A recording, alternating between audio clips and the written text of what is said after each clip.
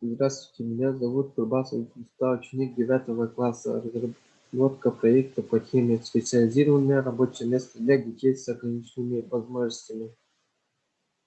Известно, что пандемия COVID-19 затронула большинство стран мира и практически все сферы общественной жизни и стала исключением системы образования. Особенно затруднения испытали себе дети с ограниченными возможностями по зрению.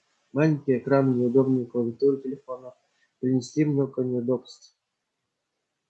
Мы создали специализированное рабочее место для учащихся с ограниченными возможностями. Задачи: провели поиск аналогов и изучили цены, разработали собственное устройство, считали стоимость. Задача номер один: изучение аналогов. Мы рассмотрели несколько сайтов. На сайте rspeka.ru оборудование, ноутбук и специализированное программное обеспечение экранного доступа. Около 300 тысяч рублей. На сайте SmartAX настольный видеоувеличитель с QLED камерой для слабовидящих людей.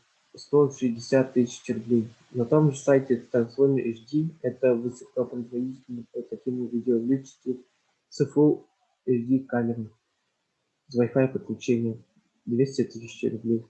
Задача номер два: разработка проекта. Посмотрели характеристики документ камеры, которые имеются у нас в школе, стоимостью 22 тысячи рублей. Матрица 3 мегапикселя, разрешение 2000 на 1,5. По характеристикам в этой документ камере стоимостью 22 тысячи рублей стоит обычная веб-камера стоимостью 1500 рублей. Характеристики нашей веб-камеры 1900 на 1000. Так как документ камера не веб-камера могут увеличивать изображение, мы решили увеличить картинку с помощью Loop 5, который купили за 68 рублей. Для решения использовали программное обеспечение Autodesk Elementor. Для распечатки OneHow дупликатор, пластик удар, для настройки фокуса и резкости использовали Pixel от Roboroma. На данной картинке видно изображение без лупы и с лупа и примеры работы устройства. Заключение. Данное устройство поможет бюджетно решить проблемы с техническим оснащением школ с детьми с ОВЗ.